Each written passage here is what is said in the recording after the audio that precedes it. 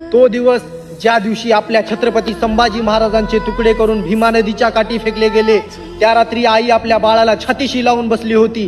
प्रत्येक जण घराच्या बाहेर यायला घाबरत होता, कारण त्या प्रत्येकाला माहिती होतं त्याची अवस्था तशीच होणार आहे. त्यावेळेस आले ते म्हणजे गोविंद महाराजांचे मावळे. आणि गोविंद महाराजांनी आपल्या छत्रपती संभाजी महाराजांचे तुकडे एकत्र करून त्यांचा अंतिम संस्कार केला. सल्यूट अशा महाराजांच्या महार मावळ्याला. जय भीम, जय भीमा कोरेगाव.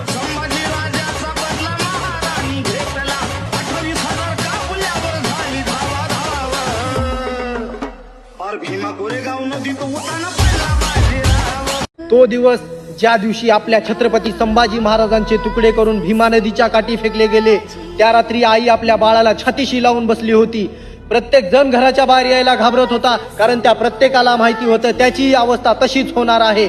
त्यावेळेस आले ते म्हणजे गोविंद महाराजांचे मावळे.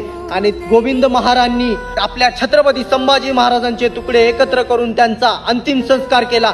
सल्यूट अशा महाराजांच्या महार मावळ्याला. जय भीम, जय भीमा कोरेगाव.